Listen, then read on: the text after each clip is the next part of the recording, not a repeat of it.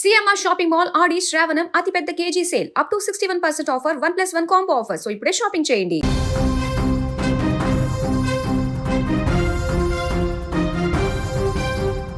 తెలంగాణ ప్రజలకు భారీ శుభవార్త. బంగాళాఖాతంలో మరొక అల్పపీడనం ఏర్పడేందుకు అనుకూల పరిస్థితులు ఏర్పడుతున్నాయని భారత వాతావరణ శాఖ ప్రకటించింది. దీంతో ఈ నెల 23 లేదా 24వ తేదీల్లో ఉత్తర ఒడిశా, పశ్చిమ బెంగాల్ తీరానికి ఆనుకొని కొత్త అల్పపీడనం ఏర్పడే అవకాశం ఉందని ఐఎండీ అంచనా వేస్తుంది. దీని ప్రభావంతో తెలంగాణతో పాటు పలు రాష్ట్రాలలో మళ్లీ విస్తారంగా వర్షాలు కురిసే అవకాశం ఉందని అధికారులు తెలిపారు. అయితే ఇది తుఫానుగా మారుతుందా? తెలంగాణపై ఎంత ప్రభావం ఉంటుంది? ఏ జిల్లాలకు భారీ వర్షాలు పడే అవకాశం ఉంది? ఆ డీటెయిల్స్ ఒకసారి చూస్తే, ప్రస్తుతం పశ్చిమ మధ్య బంగాళాఖాతం, ఉత్తర కోస్తాంధ్ర పరిసర ప్రాంతాలలో ఉపరితల ఆవర్తనం కొనసాగుతుంది. దీనికి తోడు ఒక ద్రోణి కూడా ఏర్పడడంతో తెలుగు రాష్ట్రాలలో వాతావరణం ఒక్కసారిగా మారుతోంది.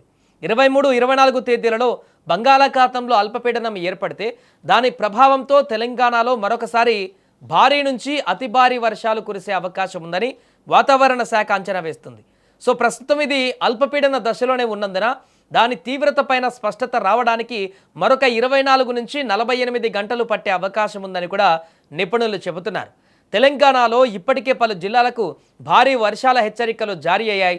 ముఖ్యంగా ఆదిలాబాద్ కానీ, కొమరంభీం ఆసిఫాబాద్, నిర్మల్, నిజామాబాద్, జగిత్యాల, మంచిర్యాల, కరీంనగర్, పెద్దపల్లి, జయశంకర్, భూపాలపల్లి, ములుగు, భద్రాద్రి కొత్తగూడెం, ఖమ్మం, వరంగల్, హనుమకొండ, కామారెడ్డి, మహబూబ్నగర్ జిల్లాలలో భారీ వర్షాలు కురిసే అవకాశం ఉందని ఐఎండీ తెలిపింది.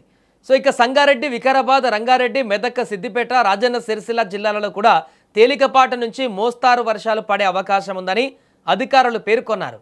వర్షాలతో పాటుగా గంటకు 30 నుంచి 40 కిలోమీటర్ల వేగంతో ఈదురుగాలులు, ఉరుములు, మెరుపులు కూడా ఉండేటువంటి అవకాశం ఉందని హెచ్చరించారు. గత 24 గంటల్లోనే తెలంగాణలో పలు ప్రాంతాలలో భారీ వర్షాలు నమోదయ్యాయి. కొమరంభీం ఆసిఫాబాద్ జిల్లాలో అత్యధికంగా 10.1 సెంటీమీటర్లు వర్షపాతం నమోదైంది. నల్గొండ జిల్లా కట్టంగురలో 8.2 సెంటీమీటర్లు, నిజామాబాద్ గ్రామీణ మండలం మల్కాపూర్లో 8.1 సెంటీమీటర్ల వర్షపాతం నమోదైంది. ఈ వర్షాలతో చెరువులు, వాగులు నిండుతున్నాయి. వ్యవసాయానికి కూడా ఈ వర్షాలు అనుకూలంగా మారుతున్నాయని రైతులు చెబుతున్నారు. అయితే లోతట్టు ప్రాంతాలలో నీట మునిగేటువంటి ప్రమాదం, వాగులు పొంగి పొర్లేటువంటి అవకాశం కూడా ఉందని అధికారులు హెచ్చరిస్తున్నారు. మొత్తంగా చూస్తే బంగాళాఖాతంలో మరొక అల్పపీడనం ఏర్పడేటువంటి అవకాశం ఉండడంతో రాబోయే 2 నుంచి 3 రోజుల తెలంగాణలో వర్షాల ప్రభావం కొనసాగుతున్నట్లుగా స్పష్టంగా కనిపిస్తుంది. ప్రజలు అత్యవసరమైతేనే ప్రయాణాలు చేయాలి.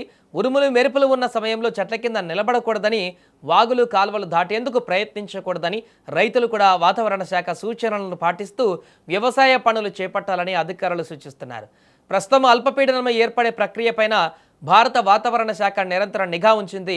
పరిస్థితిని బట్టి తాజా హెచ్చరికలు కూడా విడుదల చేసే అవకాశం ఉంది.